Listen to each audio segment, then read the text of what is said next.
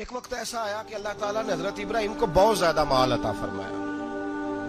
اتنے اونٹ گنے نہیں جاتے، گائیں اتنی زیادہ کہ شمار نہیں ہوتی، بکرے بکریاں اتنی زیادہ کہ شمار، بہت زیادہ مال اللہ نے عطا فرمایا. اور ابھی کچھ عرصہ پہلے آپ پیچھے جائیں نا تو جو لفظ مال تھا وہ روپے پہ تو بولا ہی نہیں جاتا تھا، وہ جانوروں پہ بولا جاتا تھا. بہت زیادہ مال اللہ نے دیا، بکریاں، گائیں، اونٹ، بیل، بڑا کچھ. تو رب کریم نے فرشتوں سے فرمایا کہ وَاتَّخَذَ اللَّهُ إِبْرَاهِيمَ خَلِيلًا، ابراہیم میرا دوست ہے.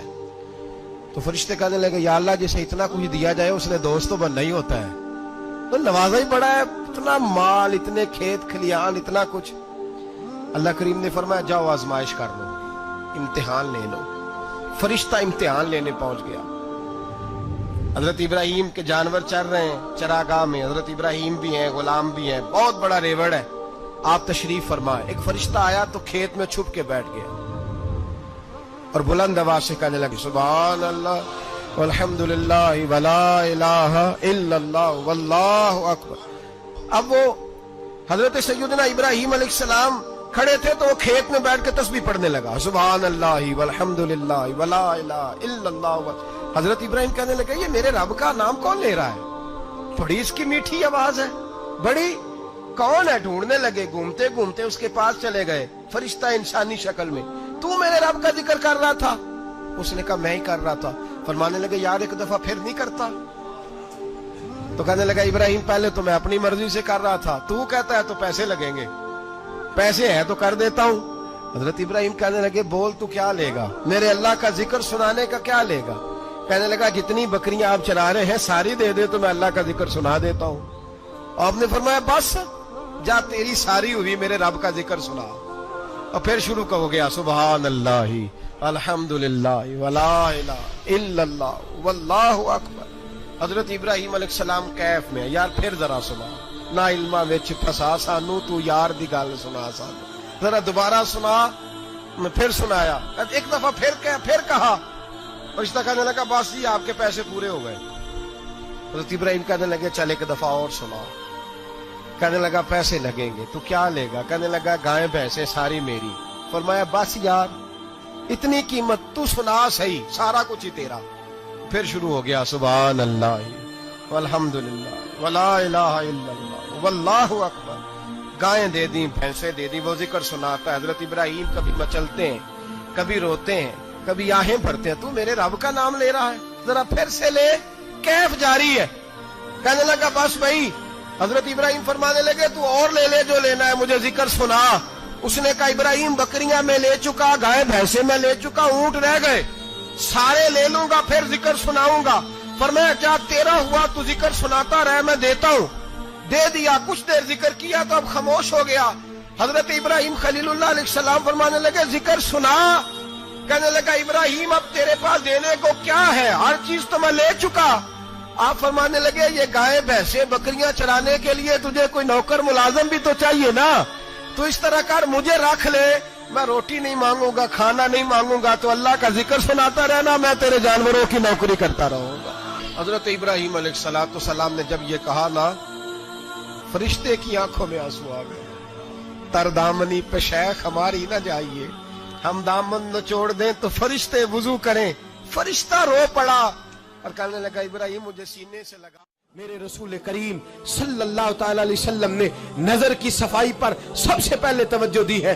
ہمیں اپنے بچوں کو تاڑنا ہے، ہمیں اپنے بچوں کو دیکھنا ہے، ہمیں انہیں خود پکڑ کے اچھی مجالس میں لے کر کے جانا ہے. اور سنو میرے حبیب پاک صلی اللہ علیہ وسلم نے کتنی پابندی فرمائی. کوئی مولوی ہو، کوئی پیر ہو، کوئی فقیر ہو، کوئی درویش ہو، کوئی دربار کا سجادہ ہو، کوئی کسی جگہ بیٹھنے والا ہو، کسی کو بھی عورت کے ساتھ تنہا رہنے کی اجازت، سارے بولیے اجازت، کسی کو بھی عورت کے ساتھ تنہا رہنے کی اجازت بالکل نہیں ہے، قطعاً نہیں ہے. میرے نبی کریم صلی اللہ علیہ وسلم نے فرمایا جہاں مرد اور عورت اکٹھے ہوں گے تیسرا شیطان ہوگا. ابن حجر کہتے ہیں ایک صحابی نے عرض کی حضور اگر وہ دونوں نیک ہو، اگر دونوں نیک ہو تو میرے حبیب پاک صلی اللہ علیہ وسلم نے فرمایا یحییٰ کے بیٹے زکریا بھی ہو اور عیسیٰ کی والدہ مریم بھی ہو تو پھر بھی میں دونوں کو اکیلے رہنے کی اجازت نہیں دیتا.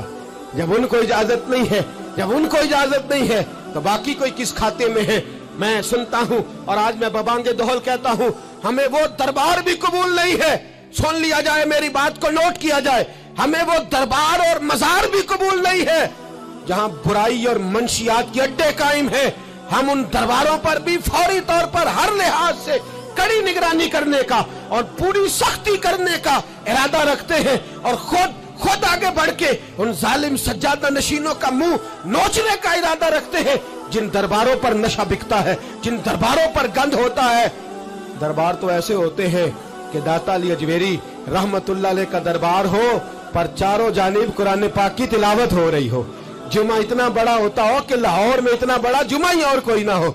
दरस हदीस होता हो, दरस निजामी का मदरसा कायम हो और औरतों का जाना अलग हो, मर्दों का जाना अलग हो, पूरी शरीयत की पाबंदी हो। फिर किसी दरबार पर जाने की इजाजत है, पर न कोई किसी जगह भी किसी भी लिहाज से कभी न जाए। मेरे अजीजों, मंशियात के खिलाफ जिहाद, बेहयाई, उरियानी, फाहशी, मिल्लत का जवान अब अपनी नजर को छुपाना सीख जाए। और मेरे दोस्त देखना, बेटियों को खतरा किससे है? यहाँ हिंदू भी कोई नहीं, सिख भी कोई नहीं, आर्या भी कोई नहीं, बुद्ध मत भी कोई नहीं, यहाँ ईसाई भी अकलियत में, यहाँ यहूदी भी कोई नहीं, लेकिन फिर भी बेटियों की अगर शर्मो हया महफूज ना हो। ये हदीस सुनाने लगा हूं, हदीस है, हदीस रसूल है।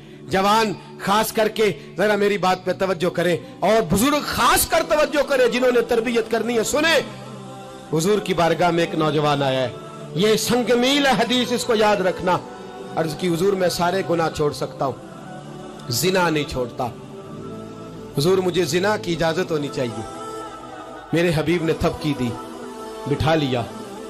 मैं कहता हूं हुजूर ने गुनाहगारों को मुआशरे से काटा नहीं, उनकी तरबियत फरमाई है, उनकी तरबियत फरमाई है, उनको करीब फरमाया। मेरे हबीब करीम सल्लल्लाहु अलैहि वसल्लम ने फरमाया, इधर आ, बैठ जा। बैठ गए। हुजूर ने फरमाया, तू पसंद करता है तेरी मां के साथ कोई बदकारी करे? हुजूर नहीं। फरमाया, तू पसंद करता है तेरी बेटी के साथ कोई बदकारी करे? या रसूलल्लाह मैं आंखें निकाल दूंगा। हुजूर ने फरमाया, तू पसंद करता है तेरी बहन के साथ? हुजूर मैं काट डालूंगा वो हाथ जो मेरी बहन की तरफ उठेंगे। फरमाया, तू पसंद करता है कि तेरी खाला, फुफी, ममानी की तरफ कोई ऐसी हरकत करे? हुजूर मैं काट के रख दूंगा उन लोगों को जो बात भी करेंगे। मेरे हबीब ने फरमाया, अच्छा जिसके साथ तू बदकारी की इजाजत मांग रहा है वो किसी की मां नहीं लगती, वो किसी की बहन नहीं लगती, वो किसी की बेटी नहीं होगी? याद रखे, मुल्ला जलालुद्दीन रूमी 1, इमाम गजाली 2, आला हजरत फाजले बरेलवी 3।